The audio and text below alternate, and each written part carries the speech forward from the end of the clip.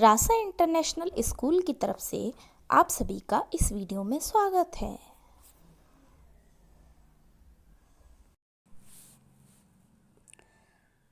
नमस्ते प्यारे बच्चों, कैसे हैं आप? उम्मीद करती हूँ आप सभी कुशल पूर्वक होंगे। आज हम कक्षा 7 का हिंदी बसंत का पाठ 9 चिड़िया की बच्ची का अध्ययन करेंगे।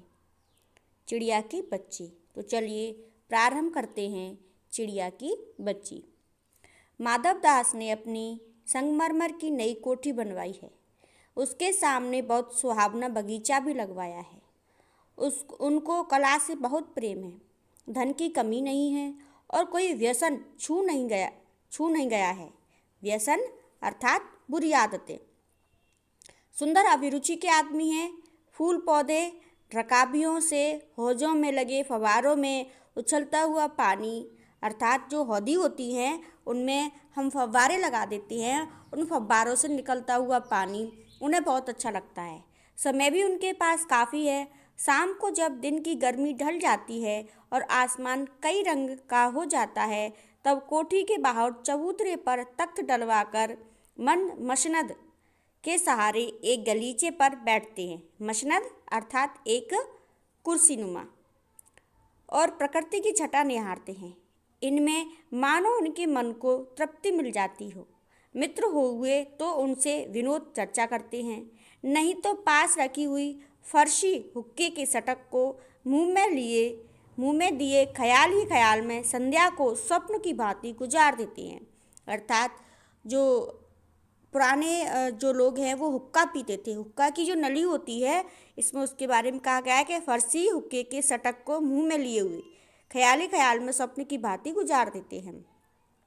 आज कुछ कुछ बादल थे। घटा गहरी नहीं थी। धूप का प्रकाश उनमें से छन छन के आ रहा था। माधव दास मसनद के सहारे बैठे थे। उन्हें जिंदगी में क्या स्वाद नहीं मिला, पर जी भरकर भी कुछ खाली सा रहता है। उस दिन संध्या समय उनके देखते देखते सामने के गुलाब की एक डाली पर एक चिड़िया उनकी डाली पर आ बैठी। चिड़िया बहुत सुंदर थी। उसकी गर्दन लाल थी और गुलाबी होते होते किनारों पर जरा जरा से नीले पड़ रहे थे। पंख ऊपर से चमकदार स्याह थे। उसका नन्हा सा सिर तो बहुत प्यारा लगता था और शरीर पर चित्र विचित्र चित्रकारी थी। चिड़िया को मानो माधव दास की सत्ता का कुछ पता नहीं था और मानो तनिक देर का आराम भी उसे नहीं चाहिए था। कभी पर हिलाती थी तो कभी फुदकती रहती। वह खूब खुश मालूम होती थी।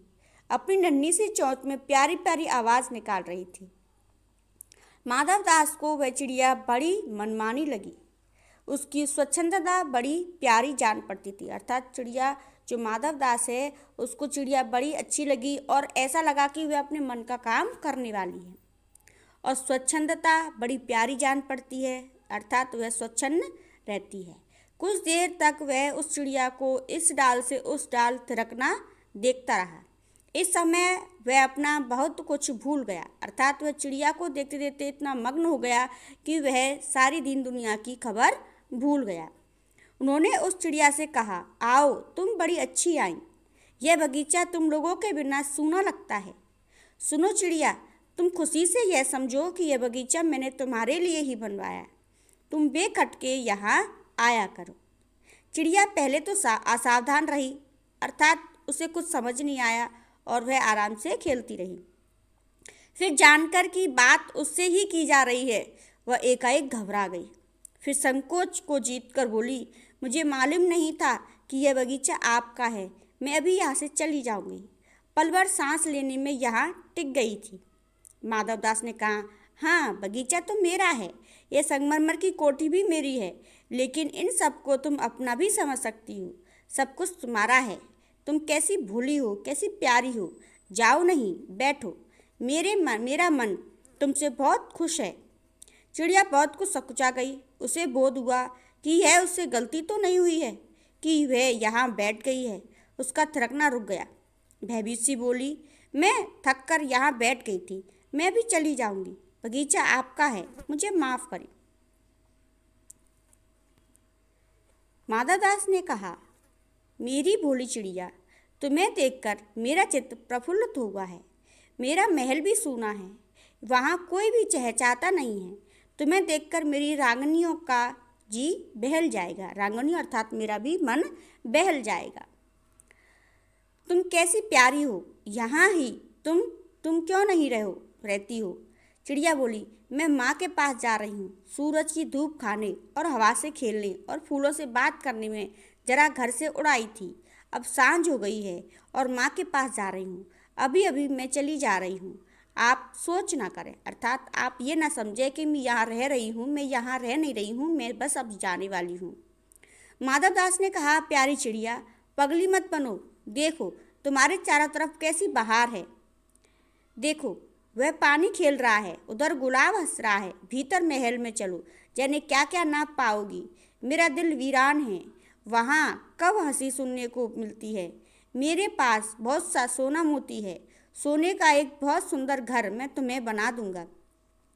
मोतियों की झालर उसमें लटकेंगी। तुम मुझे खुश रखना और तुम्हें क्या चाहिए? माँ के पास बताओ क्या है। तुम यहाँ के सुख से रहो, मेरी भोली गुड़िया। चिड़िया इन बातों से बहुत डर गई। वह बोली, भटककर तनिक आराम के लिए इस डाली पर रुक गई थी। अब भूलकर भी ऐसी गलती नहीं होगी। मैं अभी यहाँ से उड़ी जा रही हूँ। तुम्हारी बातें मेरी समझ में नहीं आती।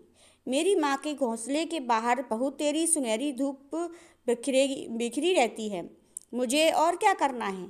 2 दाने माँ ला देती है और जब मैं पर खोलने बाहर जाती हूँ तो मेरी माँ बाट देखती रहती है।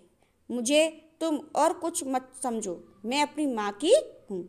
अर्थात जो माधवदास है उसके साथ कोई नहीं रहता, वह अकेला रहता है। इसलिए वह चाहता है कि ये चिड़िया उसके पास रहे तो उसका भी उससे मन लगा रहे और घर पे भी चहल पहल हो जाएगी। लेकिन चिड़िया सिर्फ अपने माँ के साथ रहना चाहती है, क्योंकि वह बहुत छोटी है और माँ के साथ ही रहती है। यहाँ पर को वह जब उड़ना सीख गई थी इसलिए थोड़ा आ गई थी। लेकिन इससे जब माधवदास ने उससे अपने घर रुकने के लिए कहा तो वह घबरा गई और बोली, मुझे आपका कुछ भी नहीं चाहिए, मैं तो बस अपनी माँ के पास रहना चाहती हूँ। तो आगे तो अब हम नेक्स्ट वीडियो में नेक्स्ट टॉपिक कवर करेंगे। तब तक आप इसका अभ्यास कीजिए। धन्यवाद। तो प्यारे बच्चों, आज हम चिड़िया की बच्ची का शेष भाग पढ़ेंगे। माधवदास ने कहा, भोली चिड़िया, तुम कहाँ रहती हो? तुम मुझे अपनी नहीं जानती हो। चिड़िया, मैं माँ को जानती हूँ, भाई को जानती हूँ, सूरज को और अपनी धूप को जानती हूँ, घास, पानी और फूलों को जानती हूँ। महामान्य, तुम कौन हो? मैं तुम्हें नहीं जानती। माधवदास, तुम भोली चिड़िया, तुमने मुझे नहीं जाना। मैं तुमसे कुछ नहीं जाना। तुमने मुझे कुछ नहीं जाना। मैं ही तो हूँ सेठ माधवदास। मेरे पास क्या नहीं है, जो मांगो मैं वही दे सकता हूँ। चिड़िया, पर मेरी तो छोटी सी जात है, आपके पास सब कुछ है, तब मुझे जाने दीजिए। माधवदास, चिड़िया, तू निरी अनजान है, यानी कि तू बहुत अनजान है, मासूम है। मुझे खुश करेगी तो तुझे माला माल कर दूंगा। चिड़िया, तुम सेठ हो, मैं नहीं जानती सेठ क्या होता है, पर सेठ कोई बड़ी बात होती होगी। मैं अनसमझ ठहरी।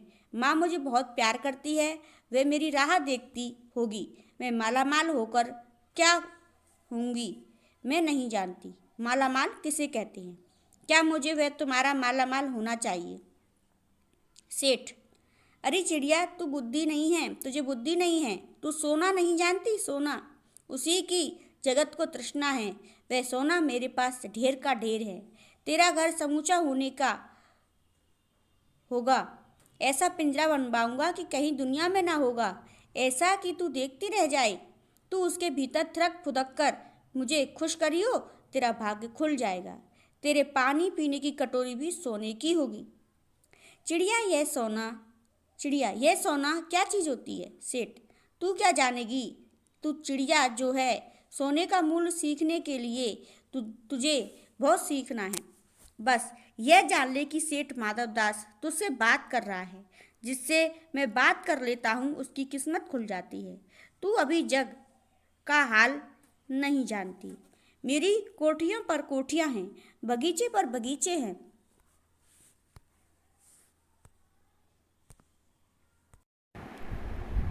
तो अब हम नेक्स्ट वीडियो में नेक्स्ट टॉपिक कवर करेंगे। तब तक आप इसका अभ्यास कीजिए। धन्यवाद।